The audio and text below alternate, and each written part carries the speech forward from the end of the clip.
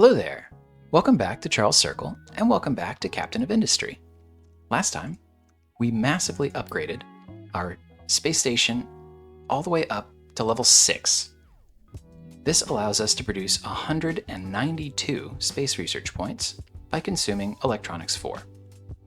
These space research points are required to unlock the last couple technologies in the game.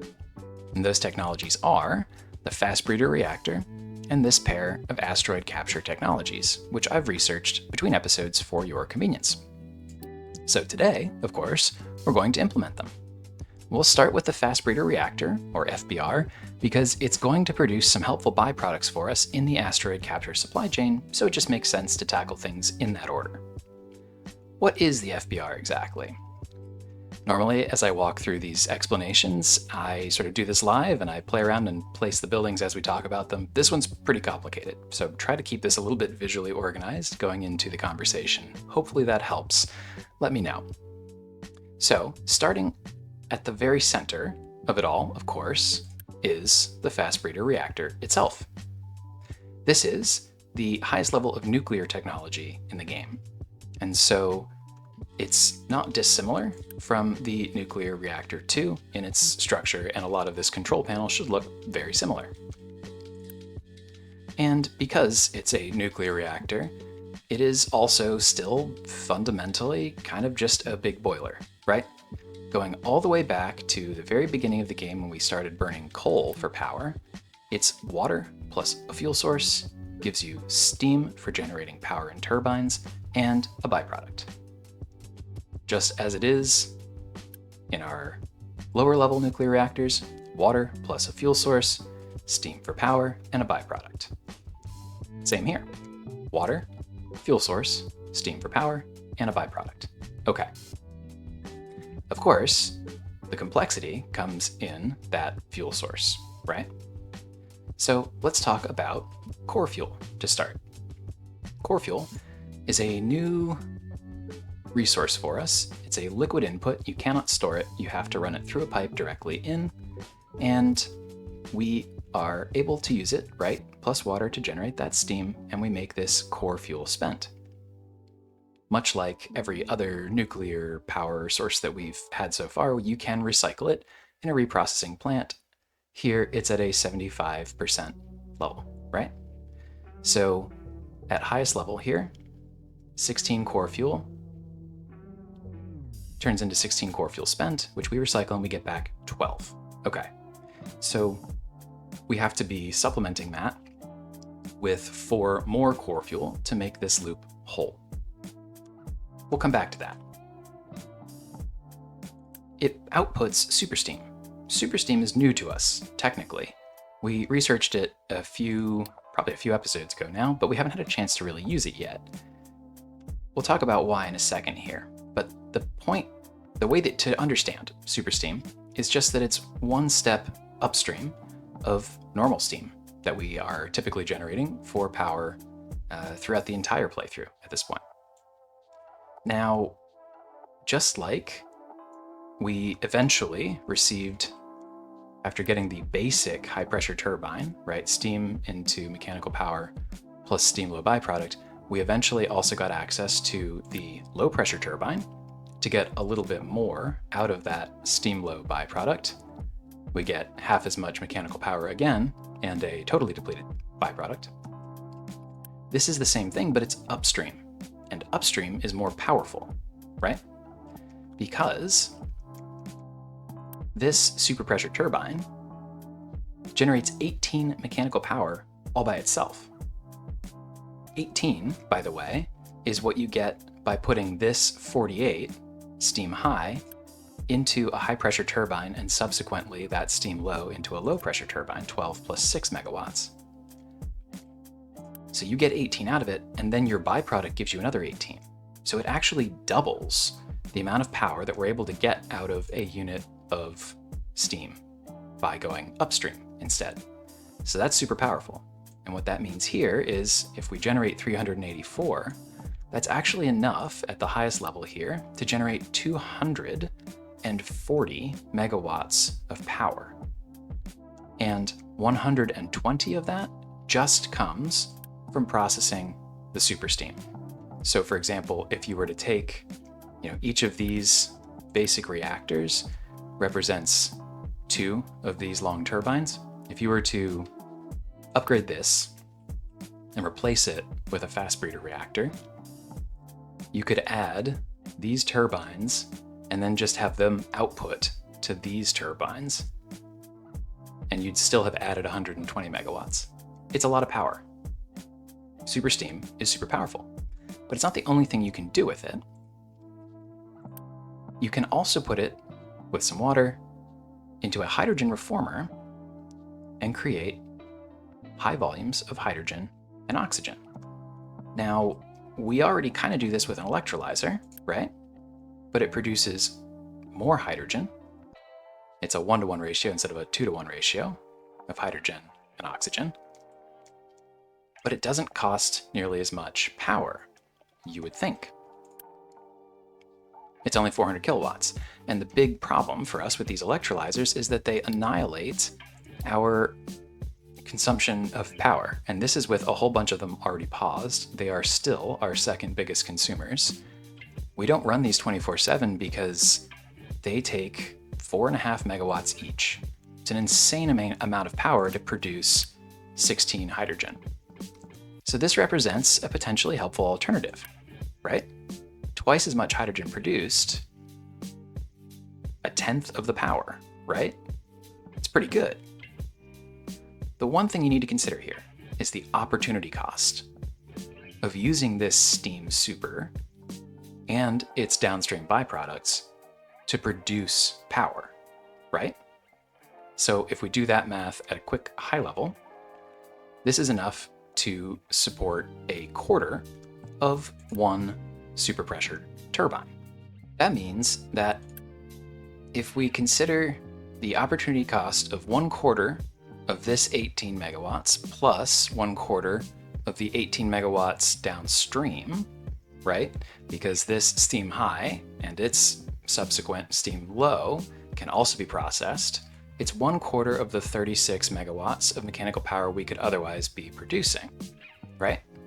And that's 9 megawatts. 9 megawatts would turn into 7.5 megawatts of power. So that's actually a pretty significant opportunity cost compared to just generating the hydrogen from this 4.5 megawatts out here, except that this produces 16 instead of the 32 that we produce over here, right? So instead of 7.5 versus 4.4, we should actually think about it as 7.5 versus 8.8. So advantage still, I would say, to the hydrogen reformer, but you do also need to think about the various other electricity costs of the supporting infrastructure around here as well. There's a lot of high power usage buildings that we'll need to use in order to sort of keep this loop going. But I think the advantage is still to the hydrogen reformer super steam production of hydrogen, but it's not, I don't think, the very obvious, upgrade that it can sometimes look like or be treated as. So now we are not looking to produce a ton of hydrogen out of this. That's not why we're building it, but it is one of those uses that people use it for in the end game, particularly if you are, something we've already done, converting all of our ships over to hydrogen, right? Or something we haven't done yet, all of our trains or trucks over to hydrogen. That is something you should consider for a single, convenient, centralized production of quite a bit of hydrogen, of course. All right. But like I said, that's not what we're using it for. We are going to use it for power. The steam that comes out we'll use for power. But there's a little bit more to this than just that generation of steam. We haven't yet touched on this, but there's also this optional blanket fuel to blanket fuel enriched loop. This has 3 different levels. Off, obviously, 1x, or 3x. And if you look at what else changes here when you go to these numbers, you'll see that from off to 1x requires higher throughput of core fuel, but the same amount of steam. But you get 4 blanket fuel to blanket fuel enriched. If you go to 3x, you'll see that you get less steam for the same fuel, but you get 3x the blanket fuel conversion. What is this? Well, let's come back to this basic idea of we can recycle the core fuel at a 75% ratio. So again, if I have this all the way up at 4x, I'm putting in 16 and I'm getting out 16 core fuel spent. I'm then recycling it and I'm getting 12 back. I still need 4 core fuel in order to make this loop whole. So I will have to be producing that continuously in order to keep this thing running. How would I do that? Well, you can make it from scratch. Technically, we already have these recipes to do this. This 20% enriched uranium is something we can produce by further enriching the enriched uranium 4% that we're already making, right? And we already make enriched uranium 4% in our enrichment plants because that is the key input into these uranium rods, right? What we could do instead is enrich it further. 5 of these 4% can be enriched down into, well, 4 times 5, a 20%, right? A 20% enriched uranium can then be turned into core fuel. And this is how you can produce the 4 core fuel that you need to keep that loop full. Keeping in mind, though, that that's 10x this enriched uranium 4%. It's quite a bit, right? It's a lot to try to produce this all the way through, even if we have that supporting infrastructure and can make it from very basic yellow cake, which is our primary input from uranium ore. Technically possible, rather expensive. Similarly, one of the other ways you can do this, and you can make 4 directly from it, is from the production, or the consumption rather, of plutonium. Now we turn our plutonium, which we make from reprocessing spent fuel, into MOX rods. That's how we recycle plutonium right now. But core fuel is probably a more valuable use, right? So that's something we should be thinking about. Plutonium, however, is also something we would like to consume more of to make these space probe parts. So let's come back to that. But this is also a way you can do that. Also pretty expensive, right? Plutonium is a rare resource. Well, the other way that you can do this is by converting back down this blanket fuel enriched back down to blanket fuel. Blanket fuel enriched, as the name suggests, is a higher energetic version of blanket fuel, right? And if you want to make more of it, higher throughput here, you'll see that it comes at the expense of this steam, right? So it's where are you choosing to put the power or the energy that this process generates? Are you putting it out into steam for electricity, or are you putting it into enriching this blanket fuel? What can you use blanket fuel for?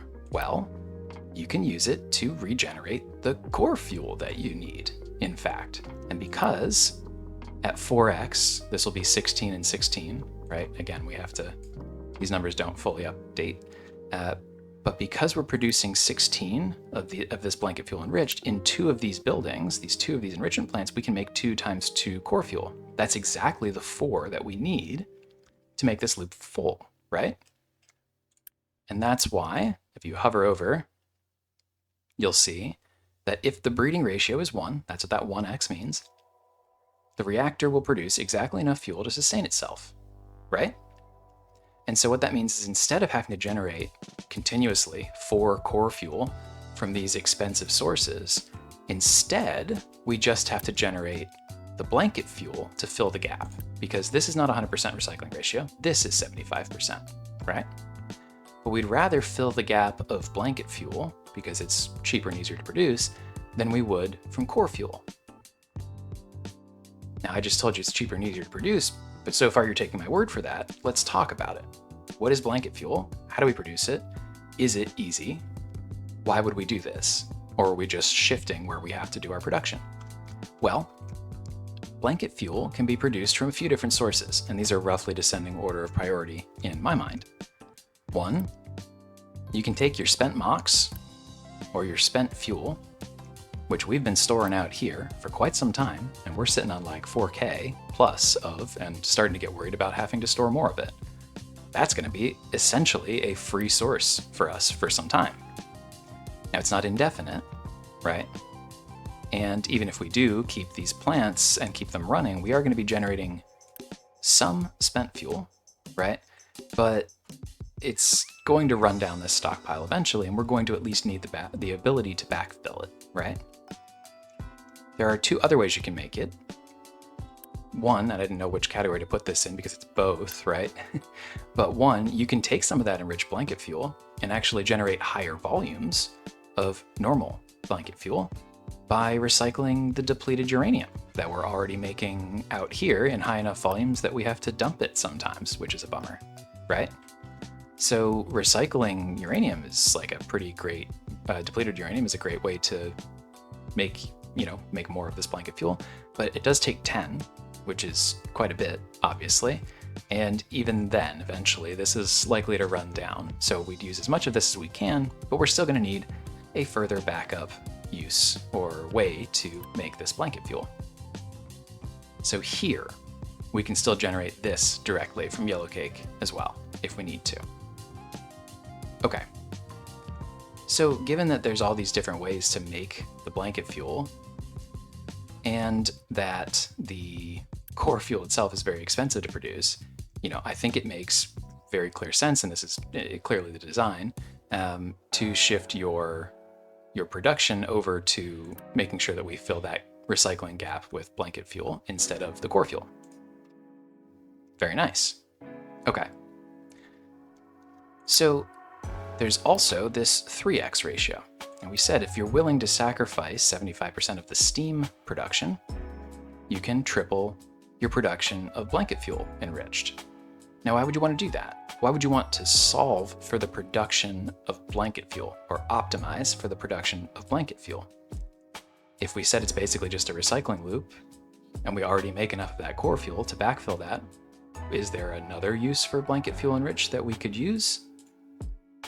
There is.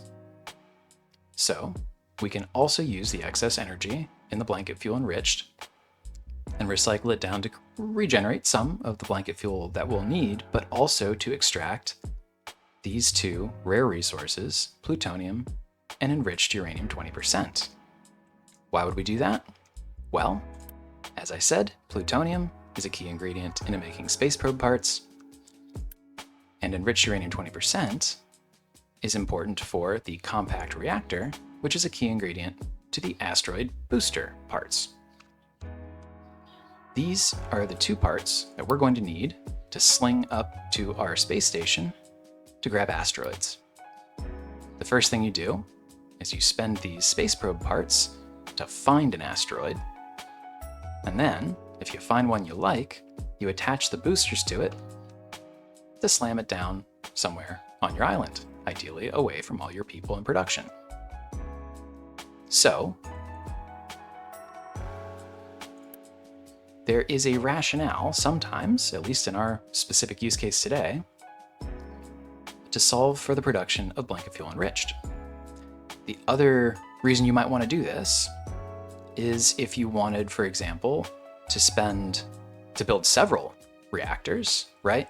You could have one of the reactors on 3x producing a bunch of blanket fuel so that you can focus that into the generation of core fuel, and then have a couple other reactors on off, which, by the way, means they need even less core fuel to generate the same level of power. And you can have one reactor sustaining the others, creating a more efficient way to produce a ton of power. So that's the FBR overview. And I think what you should probably take away from this is it's very powerful, but also very flexible. You can decide what you want to use it for your base. And in the late game, there are so many different objectives that you may want to choose for, or to solve for. If you want to do the asteroid and space program thing, great, that's what we're doing today. If you want to make a ton of hydrogen in a convenient and centralized way, great, you can absolutely do that too. If you just need a ton of power, yeah, this thing will do that for you, no problem. So, given all of its flexibility, what are we going to use it for today? I think we're going to build two, because why not? The first we'll do as a 1x, just to show off the self-sustaining nature of the blanket fuel enriched loop to create that core fuel. Partly to show it off, partly because, yeah, we could use the power, right? We have added exactly 240 megawatts out here in coal, and boy are we going through it, and it's costing us vehicle parts 3, which we can do, but it's not cheap either, right? So I would totally like to have a little bit of power coming out of this. We'll probably do a second one though, on this 3x. Now of course that is going to produce a little bit of steam for us, which is not bad. We'll take it. But primarily, again, we're going to be using the blanket fuel enriched output. That's what we're solving for on our second one. So that's the plan for today. As has been the case with a lot of these late game builds, it's going to be far too big, far too complex to time lapse. I don't think you want to skip a 15-minute 5x time lapse. I think you probably just want to skip ahead and see the build itself. So I'm going to do that, basically. So I will take care of setting all of this up, and then we'll turn the camera back on, and as usual, I will give you the tour through it. And then we'll build it all, and we'll see how we broke it. Always my favorite part of any build. So I will get to work, but I will see you again in 3, 2, 1. And here we are. I think this should do it, at least certainly enough to get us started. So let me give you the tour. So naturally, the centerpieces are the Fast Breeder Reactors. This top one is at 1x. This is the one that we're going to use primarily for power. And this bottom one is the 3x that we are using primarily for enriched blanket fuel. We then run let's talk about the inputs first, right? So the core fuel has to come from somewhere. Initially, we're actually going to take the plutonium that comes out of the nuclear reprocessing plant over here. We do still need to keep all of this running in the meanwhile, right? So we'll slowly transition away from this and use the waste to turn it into blanket fuel. But in the meanwhile, we still need to run. So we might as well take advantage of that. We've changed this machine to process plutonium into core fuel instead of into MOX rods. So that means we're no longer consuming the depleted uranium, but we have another use for that, which we'll show off in a second. So we'll need to bring in some salt plus plutonium, core fuel. We then run this pipe. This is temporary. This won't be how we make it for forever, so it's a little ugly, but it's also fine. It comes all the way along here, and you'll notice, maybe if you can see all of it, that it joins up here to this pipe. This pipe is actually the output of these nuclear reprocessing plants where we're primarily recycling our spent core fuel. It's in both of these. So we have one for each of these buildings, right? Because regardless of enrichment levels, we are still going to go through 4 times 4 power levels, 16 each. So we need one of these for each one of these. It'll reprocess most of the core fuel that we need, but the rest of it will be done here in this row of enrichment plants. Each one of these will take 16, in this case, all 16 of the enriched blanket fuel from the FBR, split across these 2 enrichment plants. The 16 will be consumed and turned into 4. 8 into 2 twice. And of course, we'll still need to do that again for the 3x enrichment machine. That's just a start, though, that won't consume all of the blanket fuel enriched because we'll have 48. It will, however, be sufficient to regenerate the core fuel. So that leftover enriched blanket fuel will then come out here, and there's a series of priority balancers for each of these rows. We will then regenerate as much as we can the blanket fuel from enriched blanket fuel and depleted uranium. Like I said, we're no longer consuming it over there, and we were already not consuming enough of it, so we should have some of it. And we'll consume that here. A little bit of uranium, a little bit of salt. These machines will then spit that out. I left a little bit of room here. We might need to add one, maybe two more. We'll see.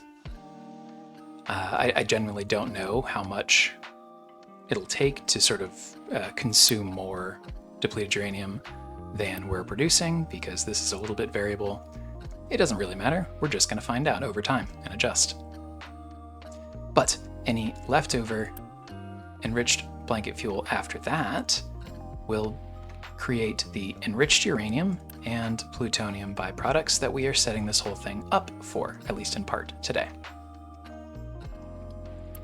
The enriched uranium is mixed with some electronics 4 and titanium to make these compact reactors, which are in turn mixed with some composite cores and diamonds. Diamonds we bring in over here.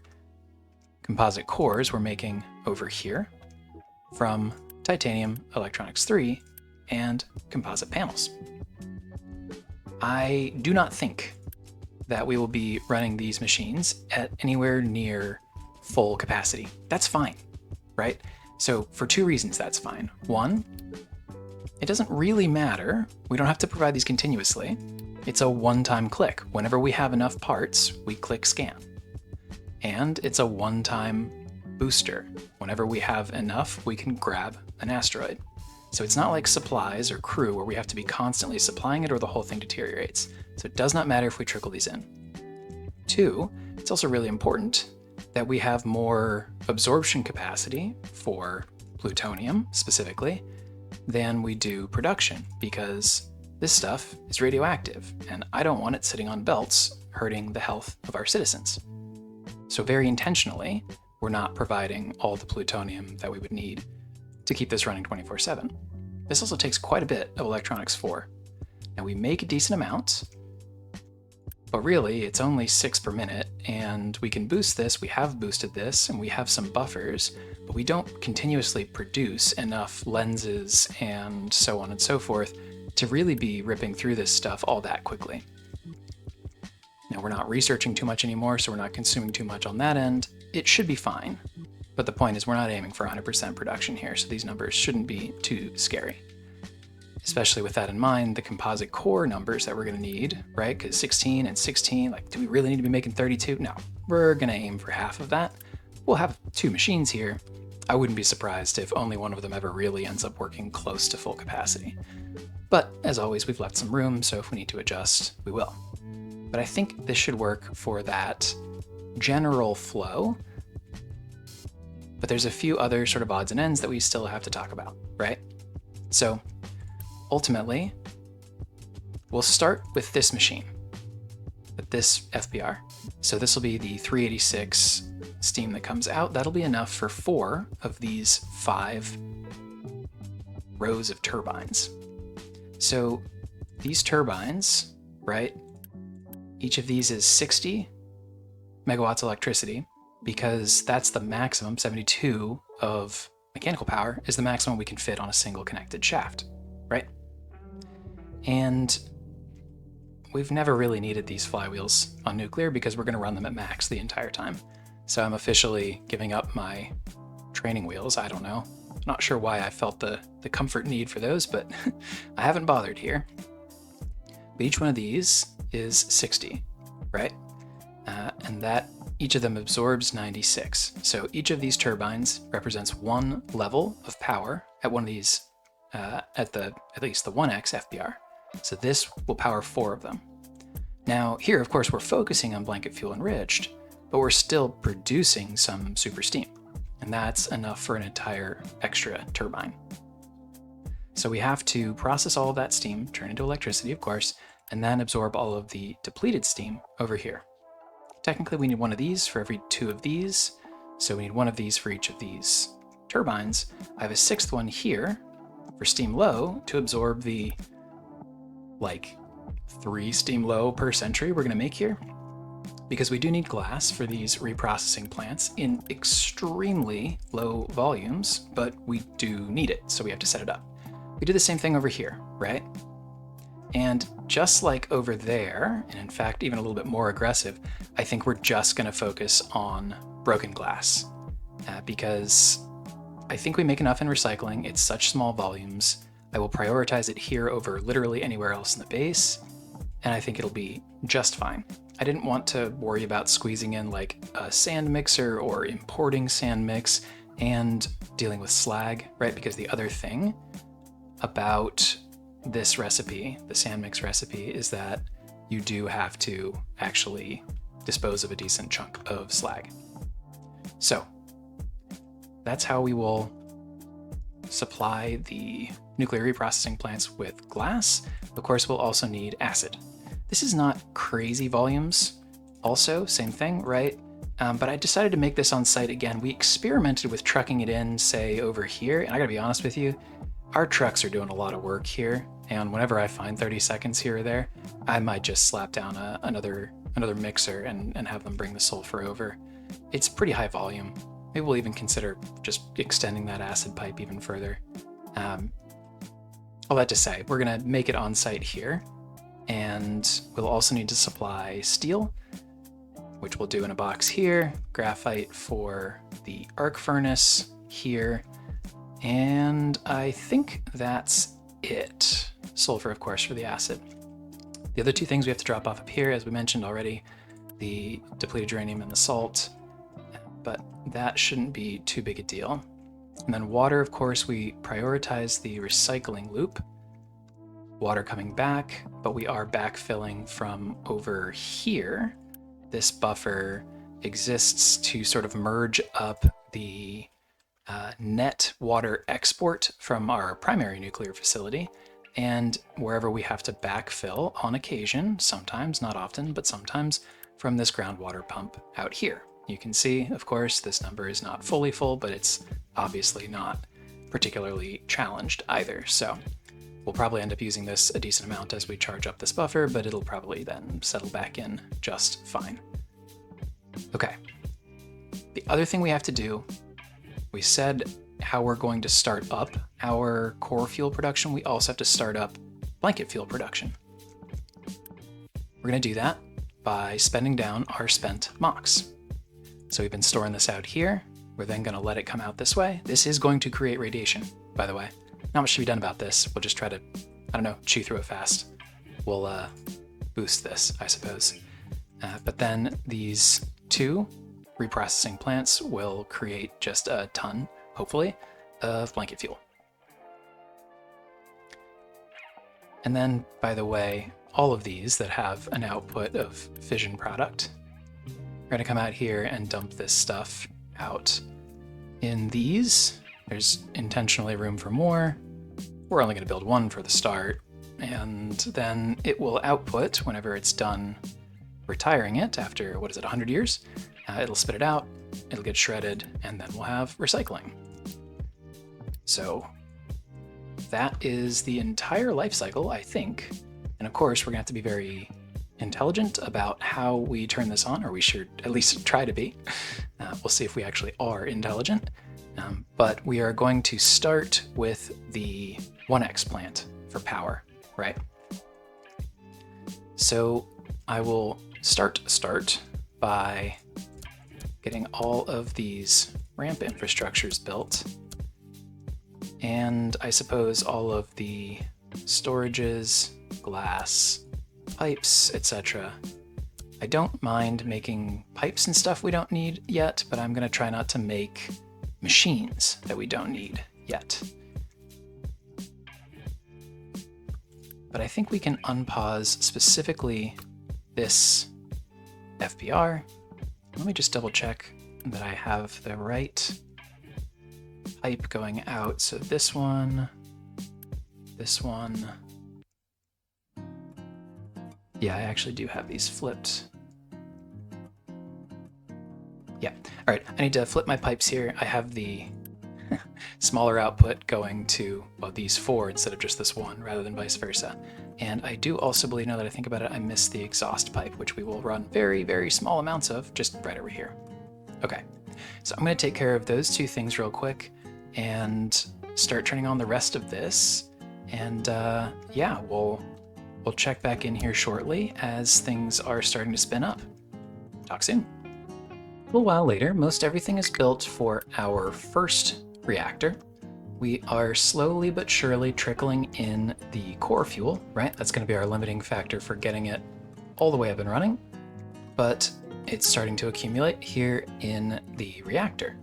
And as soon as we hit the sort of minimum threshold of stored fuel in the reactor, we could start turning this on. And because we'll recycle it, we'll get back a decent amount of it. We don't have to worry about catching back up on the production over there. So we just have to hit that threshold. And we do want to make sure that we have enough blanket fuel once we do hit that threshold, of course, so that we can recycle it properly. We are starting to produce blanket fuel. I'm actually being intentionally conservative here because I'm worried about letting all this mox out at once. I think we have to do this in small bursts. I think it's going to be a little awkward because otherwise it's just going to pile up here. So what I've actually done is allowed like the actively being generated waste to come out here and be turned into blanket fuel. It's actually bypassing this storage, but I will eventually gather up the courage to allow a little bit more than just the little trickle coming through here. Essentially, once it becomes apparent we're ready to run, otherwise, I'll make sure that we have enough to go through there. So, still a little bit of waiting and charging up, but everything else is pretty much ready to go, which is great. We'll check back in soon. And yeah, I've started pulsing out bits of waste here, and I'm boosting for sure to try to get through it as quickly as possible. So far, so good. Nobody's too mad at me. We have a lot of storage in the reactor itself, so it'll be good, I think, to try to fill this up as quickly as possible. It's not like it's going to pile up anywhere, so as quickly as we can handle it, I'm going to keep pulsing the waste. I basically just like built this tiny little bit here, and then I unpause it, and then I say that's enough, and then I pause it again. I'm probably overdoing this, but I feel the need to babysit it so that we don't just suddenly have like a population crisis. Yeah, and see, there we are already dealing with a bit of a flu. Might be worth looking at. Yeah, right? Look, that's radiation. So it's not what you want. It's already suddenly twice what we're dealing with from vehicles. So again, at steady state, once we burn through this, it won't be a problem, but it is a problem in the meanwhile. So let's try to run this down a little bit faster even. Keep an eye on how this is going, because yeah, we're starting to lose people. It's like actually going to become a workers problem. Our first outlet will be, I actually unpaused the office because we had so many. I was like, you know what, why not? We have compute, we have, we have the people, so why not do this? And we're cranking up our truck capacity even further. So these little guys, they're up to 90 capacity, which is pretty great. We'll take that. Definitely keeps our truck network feeling happy, but not if we can't supply the workers. So let's make sure that this is all the way up and crank through this a little bit faster if we can. I will probably pulse more slowly after this. It's really bad, right? Like it's a really, that's not a lot. There's exactly, well, there's 30 on this stretch and then whatever's sitting here. So it's a real impact. I'm gonna let it recover afterwards. But yeah, other than that, we're doing just fine. We are slowly but surely building up the fuel that we need here, and a little occasional plutonium is going to be enough to get us kickstarted. So I think all that there is left to do is to wait for a bit. So we'll check back in soon. Okay, so I think it's time finally to power on. Let's just go at the lowest level for now as a proof of principle. So as we know, we will have to heat up a little bit. These things take a minute to spin up and spin down, but hopefully this should get some of our super steam out and running.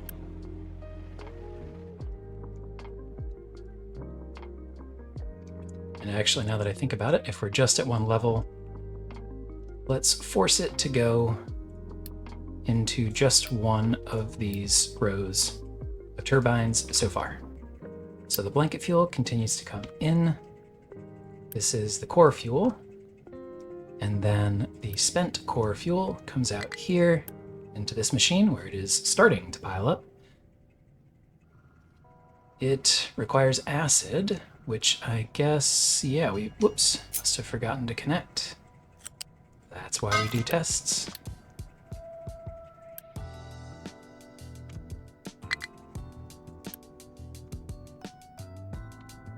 But so far so good, right? This is starting to spin up.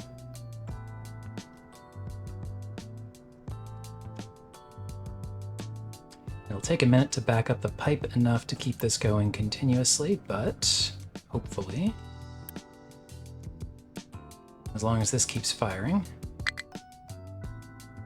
that should take care of itself.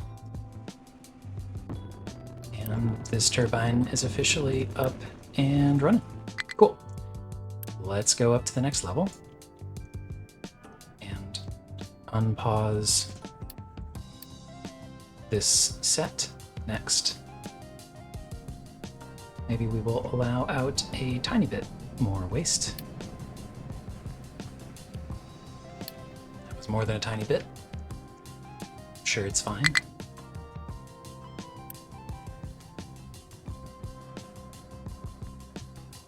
Let's bring it up a level, make sure that we fill the pipes up. We don't want it to overheat, of course, but if it's sloshing through the pipes, it's always going to be inefficient, which is not what you want. Any of these fluid systems, right? You kind of have to treat the pipe volume itself, especially with the large pipes that we're using, right? This is actually, this pipe, just this pipe segment, has storage space of 300, which is most of one of these small storages, or I guess a fluid one would be the more appropriate comparison. But you kind of have to fill that buffer, right? Considering how much these take to spin up and down. So the moment that this backs up, we will open up the next turbine, but I think we're going to let it get more full first.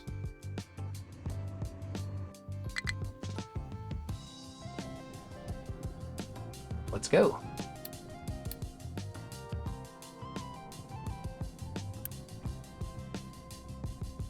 All right, let's get all of these, now that everything's up and running, onto priority 1 for usage. And then I think it's actually fine to put all this out here on auto balance. Hopefully that turns into coal savings.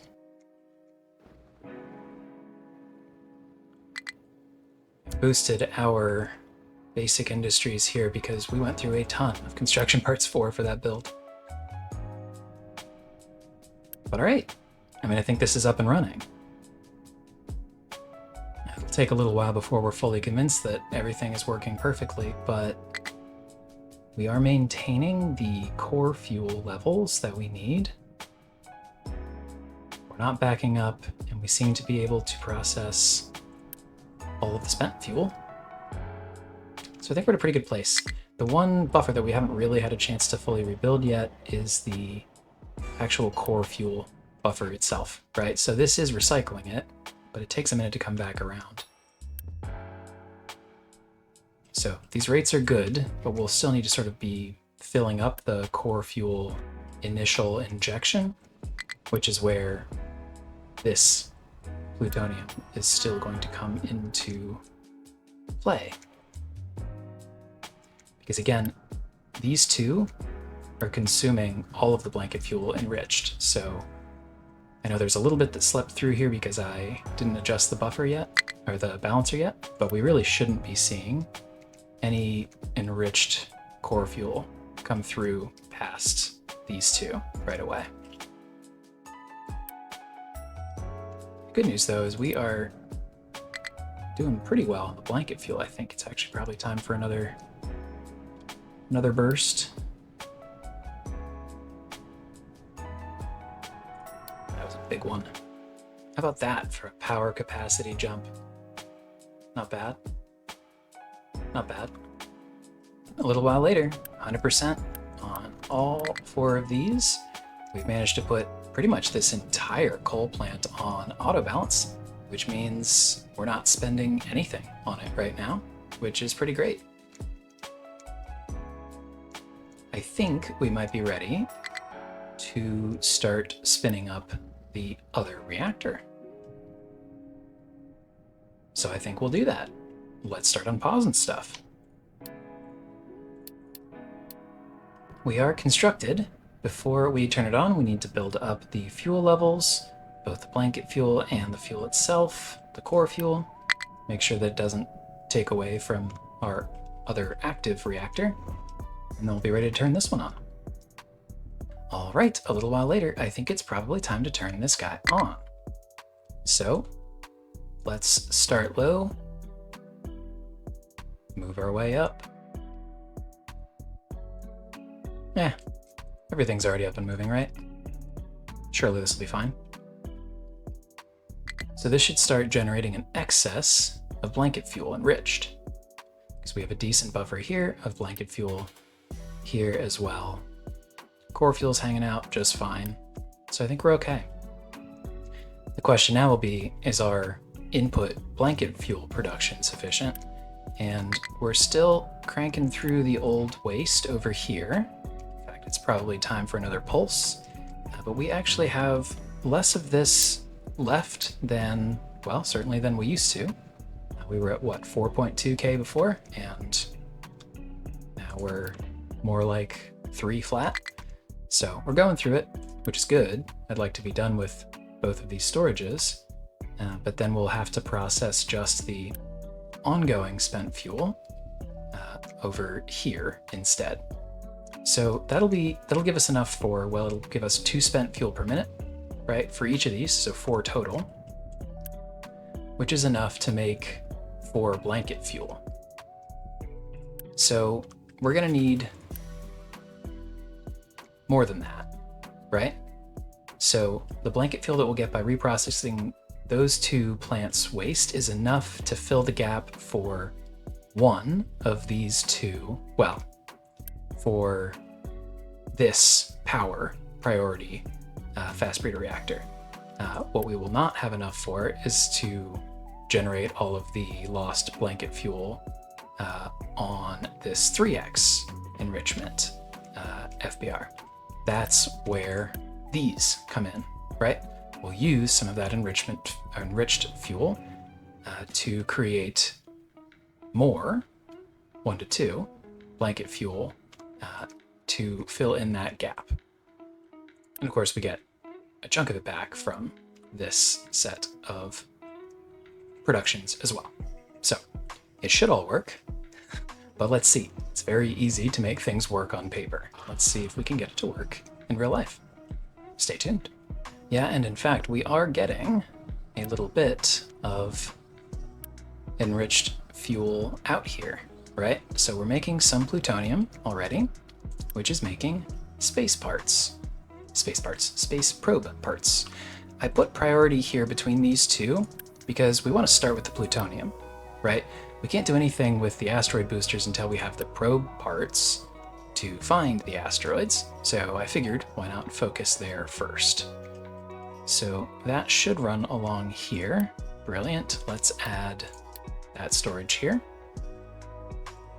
And we'll start sending them up whenever we get a chance. Cool stuff.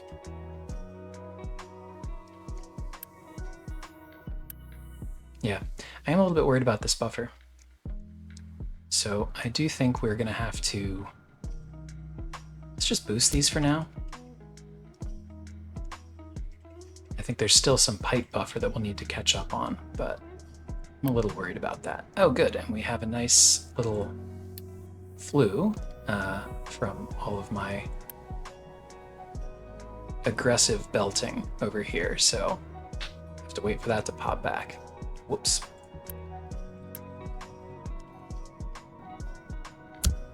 So I've just added another enrichment plant for enriched into core fuel recycling. Technically this is enough and this is enough for this one and this one respectively, but because we're still charging up that core fuel buffer, I kind of don't mind prioritizing a little bit of extra production there to sort of speed that up. In the longer run, we can either pause this or all 5 of these will be working at 80%, I guess. But any other way, should just smooth things out the slightest bit, fingers crossed. Okay, well, adding that 5th enrichment plant definitely seems to have worked. Our buffers for core fuel in both of the reactors and in the pipe itself definitely now full, which is very good to see, of course. The downside, of course, also is that it consumed more of the blanket fuel enriched, and so we're running pretty low down here. I don't want to run this without having the blanket fuel to convert, because that's the whole point of this particular reactor. So, like, we don't care if we're missing out on a little bit of super steam here. So as a result, I've actually had to turn this down, I think just temporarily, to the 2nd level of power, just to conserve this. Again, I don't want to waste running this without the blanket fuel to operate. And so having, appreciated the lesson here that the 5th plant is helpful, I think we're going to build a 5th one of these as well. And hopefully, as the core fuel buffer has sort of filled up here, we should be able to have that enriched fuel then sort of spill back out over, and that should charge everything back up. But as usual, I think this will be a little bit about the passage of time and perhaps the addition of a little bit more spent mox. So we'll keep charging up, but we will hopefully be at pretty close to cruising altitude here pretty soon. So check back in a second. Okay, so made a couple changes over here to reflect the evolution of where we're at exactly. So because we are very much full on core fuel, which is great, it's the first step that we needed to get our buffers filled up on, but that's done. We no longer need it to be being produced over here. And so as you can see, I've already removed the chemical plant that was producing it out of plutonium. In addition, I've switched this nuclear reprocessing plant over to the production of blanket fuel. Now, in the longer run, I think we'll probably just run the waste up there ourselves, or like on a belt directly into these, because we'll have more capacity here once the big pile that we're burning down quickly first is done, right? So in the longer run, we can delete this entire setup, I believe, and take back this space for activities, which will be great. We'll figure out what we need to use it for, but space back is always helpful. So that's the first thing we've done here.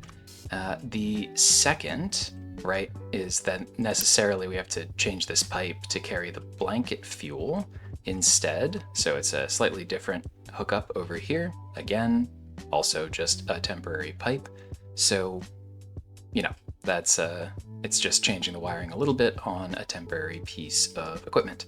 The other thing that I'm about to do, I haven't yet done, is I'm getting pretty tired of this like pulsing and then me forgetting and then remembering, and then it's slowing down artificially the rate at which we're able to burn through that pile.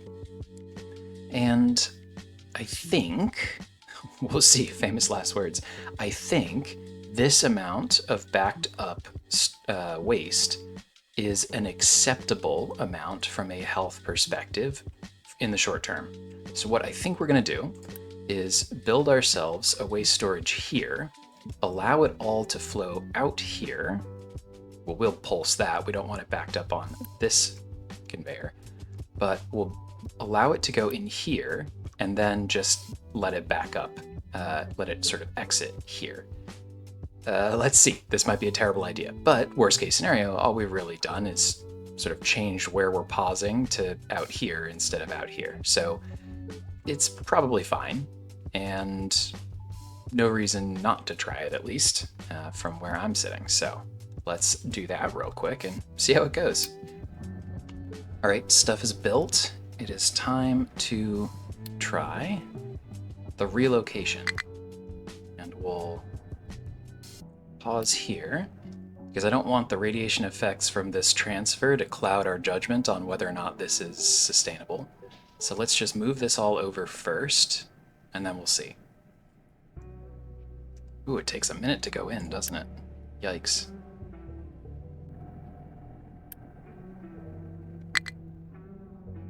Okay, so far so good. Nobody seems too mad. That was the spike right there. That's what just happened. As long as that comes right back down, and it should, because there's no long tail as we're processing it down off the belt, the next time this refreshes, it should come back down. I think we'll be okay. Yeah, so I think we should give this a shot.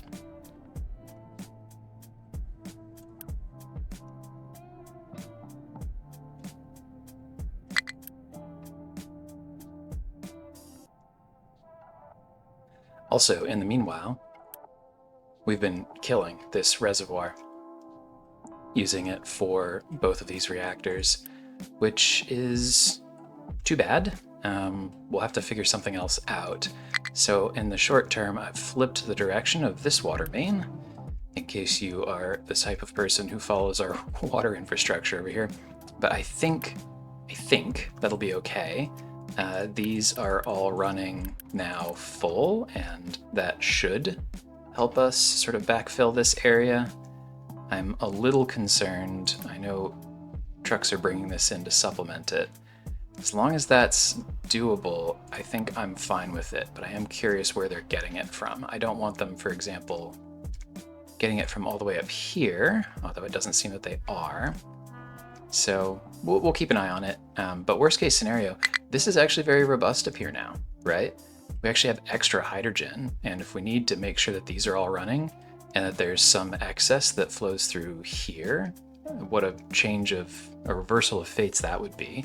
We used to have to supplement these farms because that water was insufficient with water from our main town. So it'd be nice to see the reversal of fates there for sure. And we are starting to lose pops, I can see. Which, yeah, it's not great. But is it an acceptable rate? Because the thing we can do is just go backfill if we need. I don't know if this is going to be particularly sustainable, but I'll try to stay on top of it. If it works in the short term, great. Let's find out.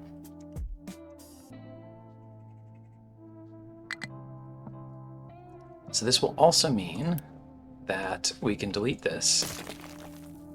We're no longer producing spent mox, actually, right? Because we're no longer producing mox rods. That's what this plant used to do, used to feed into doing. We haven't produced mox rods since we started producing core fuel down here. So we are through all of the mox rods in our entire base, I would imagine. Yeah, we have 0, right? So we shouldn't be spending or creating any more spent mox. We don't need to worry about that. What we do still have to process, right, is the spent fuel, but that's okay. We can do that. Although now that I think about it, yeah, this is going to have to be continuously boosted in order to handle all of that waste. Well, that's okay for now. As we said, as soon as we are out of the spent mox to process, we'll be sending the nuclear waste itself, like the basic nuclear waste, up here to backfill anyway. So shouldn't be an issue in the longer run. We'll just have to keep this boosted in the short term, which is already something we're willing to do with these two machines. What's a third? Okay, so what this means, in addition to needing to pave this patch, what this means is we are able now, I think, to run this mox out here. And I think, based on how slow that was the first time, we will want to pulse this as well. So I think what we'll do, we'll flip this direction, unpause it, and we'll have to connect it here, I guess. And yep, that should do it. Let's do a test pulse so that we don't end up with a ton of stuff just sit on a belt, but I think this messy spaghetti should still run it correctly. In fact, I think it does. Good. Oh, workers. Do you think we can adopt pops fast enough to offset? We have the Unity, right? We're generating the Unity to do this. What I don't think we have is enough suckers out here on the world map willing to come to our nuclear wasteland. So yeah, this might not work the way that I want it to. Let's see. We'll just have to give them a chance to recharge in between pulses.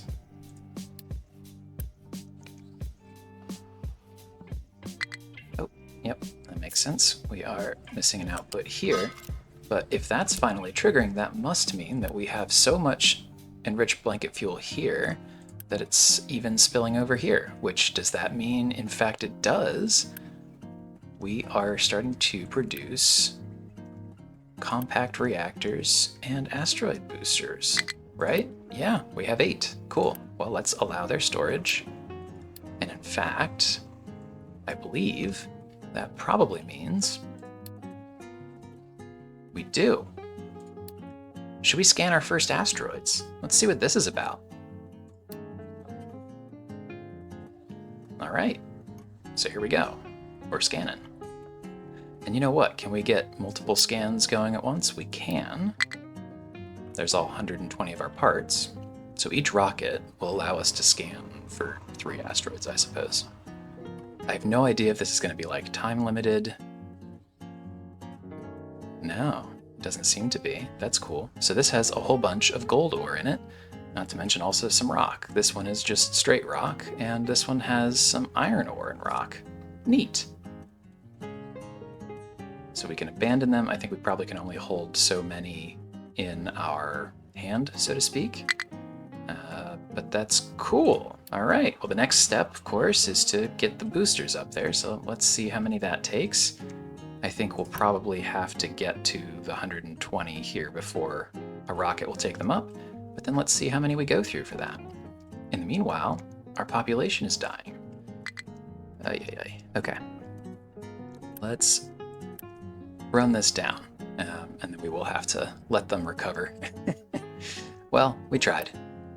It was worth a shot, but I do not think that that will be something that we can just set and forget, unfortunately. So be it.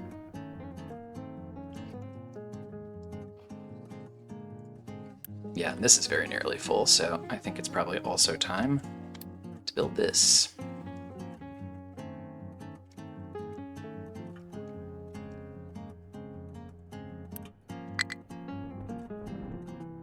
All right, well, I'm gonna let it recover for a bit, and we'll check in a moment. Guys, I figured it out. There's a growth boost edict that'll allow us to outgrow the radiation deaths. So I don't know what we're putting in the water here, but it's working. And we are able to keep our radiation, hopefully, less than whatever our growth edict impact is. So I think it's time to go back to pulsing this again. Ah, geez, never mind. Might have gotten overconfident on that one. Well, so it goes, up and down, up and down. Okay, I got impatient. I'm flying too close to the sun, but I have finally allowed the last bits of spent mox out of this one, and we are just gonna stuff this guy to the gills, and then we'll be done, or, well, we'll have what's left in this storage to get through. But that is pretty cool, because that means we can do this and some other stuff to clean up in this area as well. So, exciting. Let's see just how many people this costs us. I will say, the growth edict has been helpful. Obviously has not been a panacea, it has not solved everything, but it's made this process faster. So something to keep in mind if you find yourself in a similar situation. But still a little bit left to do here. And in the meanwhile, we are slowly building our asteroid booster parts. I've actually reprioritized over here for the production of enriched uranium, and hopefully that will slowly but surely drive the production of the asteroid booster parts that we need. Because, yeah, we're super limited. We have plenty of scanning parts, and in fact, why don't we do some more of that, I guess. They serve no other purpose, so let's just do it. I think we can hold 16. But the issue is that to bring to orbit, oh my gosh, 840 for this one, 360 for this one, 360 for this one. Yep.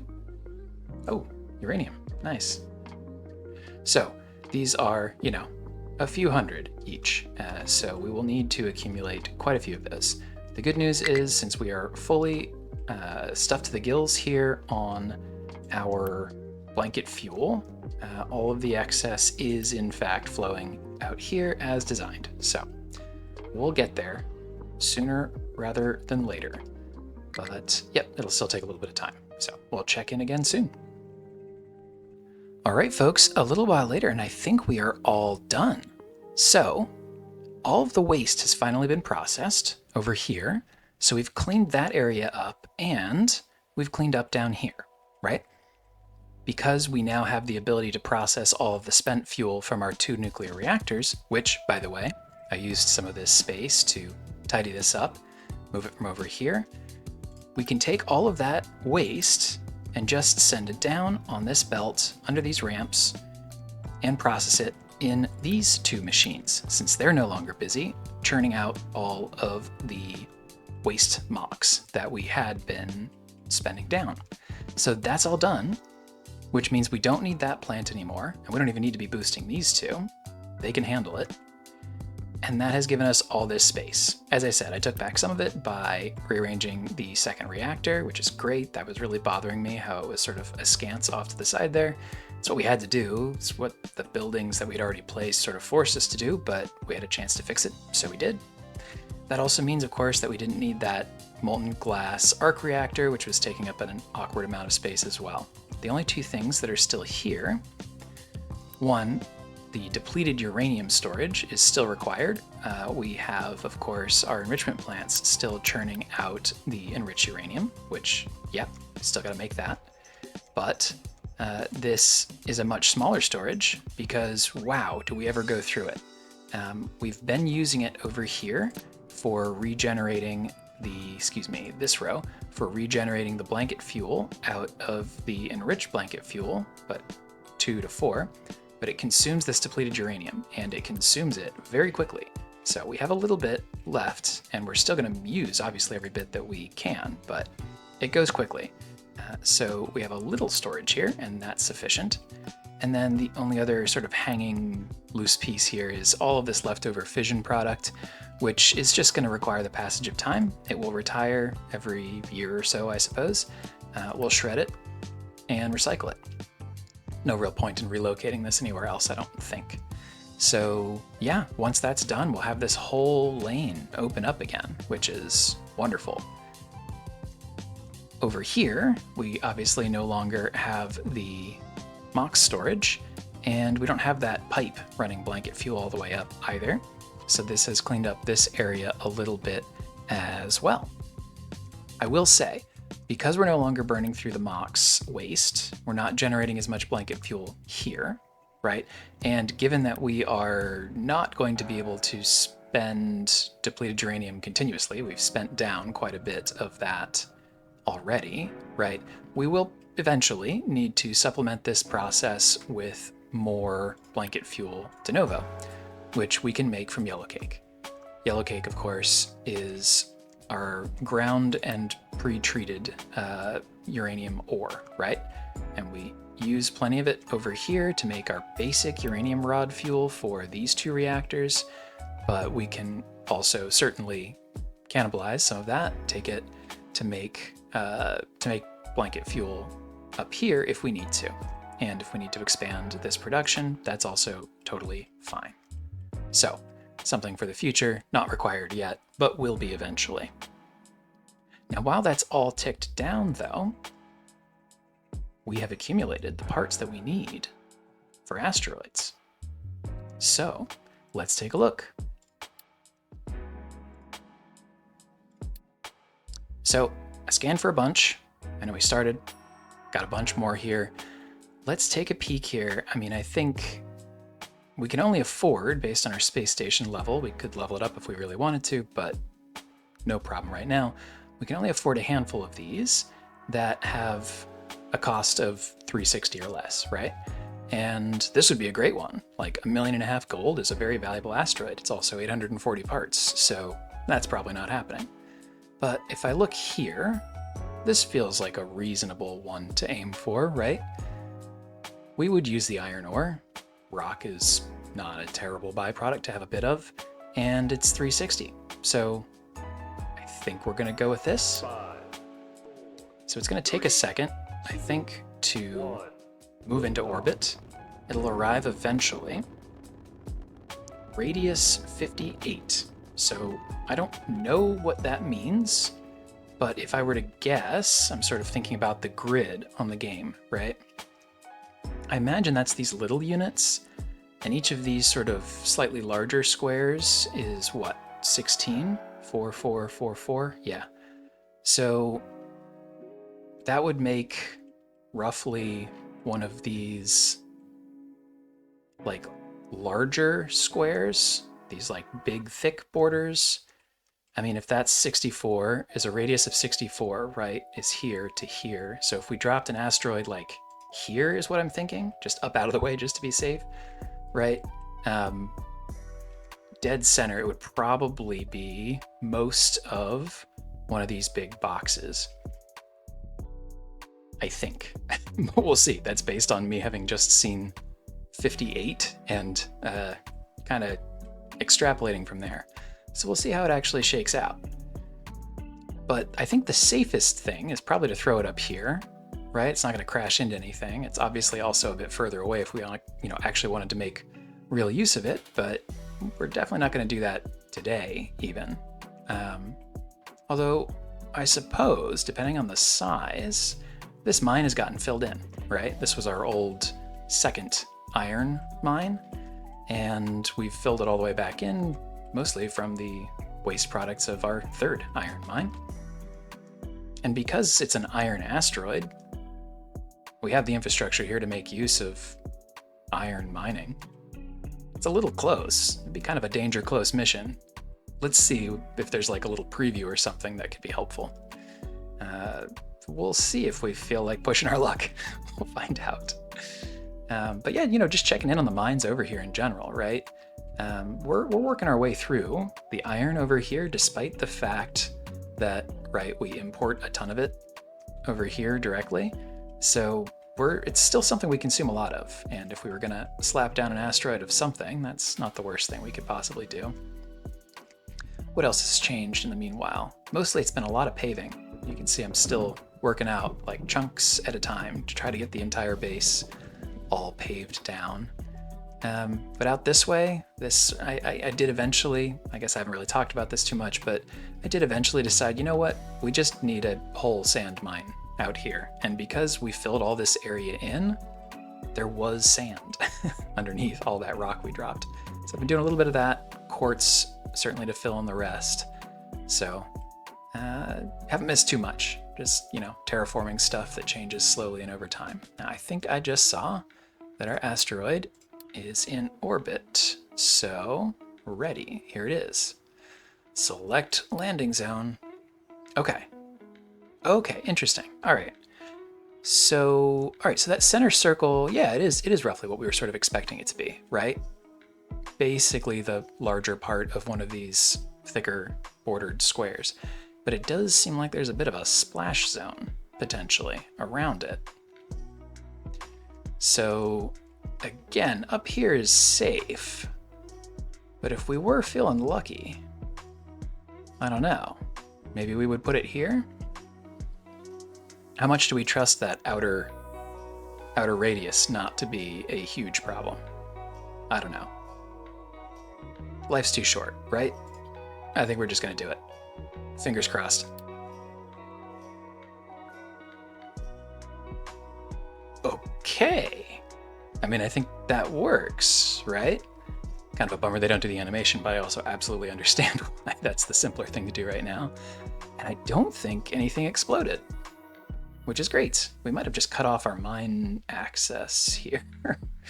Hopefully our trucks can still drive over that. But yeah, there's a whole bunch of iron. Cool. That's not bad at all. I suppose we could just tell our iron mine to relocate there, right? Blast through all this. They just filled it in, poor guys. Cool. Well, yeah, I mean, I think that's closer, so it's objectively probably the right thing to do here. So let's do that.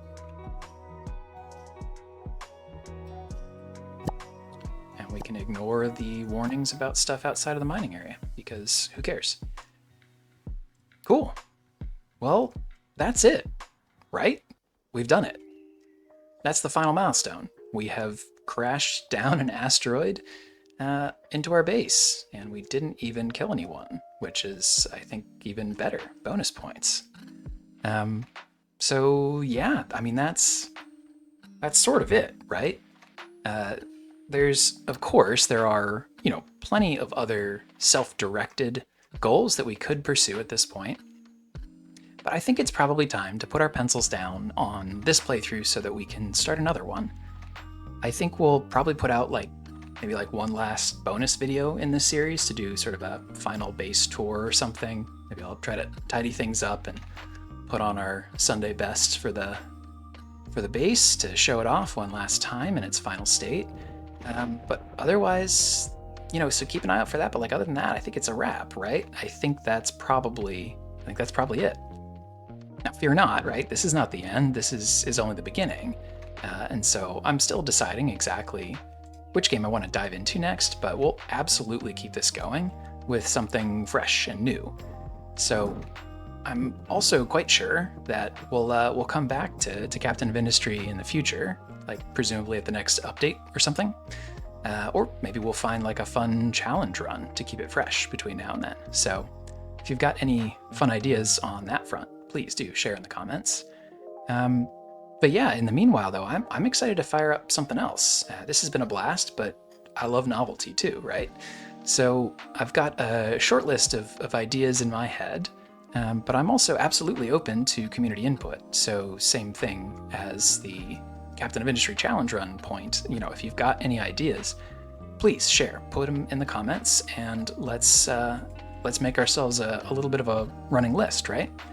And of course, right, if we can only choose one right now for the next playthrough, but there'll be more after that too, hopefully. So hang tight if we don't select the one that you suggest right away. It'll still be very helpful for us to have a running list, I think. But yeah, I mean, I think that's it, and I think that's the plan. So, before I sign off, just a couple quick words of gratitude again. This has been such a blast to do. I've been absolutely overjoyed at the response we've gotten. I just glanced at the channel's dashboard, and at the end of our very first playthrough, we're about to cross the 10,000 hours watched and the 100 subscribers mark at the same time. Depending when you see this, there's a half-decent chance that that's already happened, which is wild to me. And I'm grateful to each and every one of you for sharing part of your day with us and being part of the community we're building here. Your comments, suggestions, and kind words have really kept me motivated to keep this going. And I'm having an absolute blast. And apparently, it seems thankfully to be bringing some value to you too. So whether you're here to learn something about the game, just have us on in the background while you grind through some spreadsheets at work, or you're just passing the time, I'm glad you've enjoyed it, and stay tuned. More soon. Until then, though, as always, thanks for stopping by and enjoy the rest of your day. More soon. Until then, bye-bye.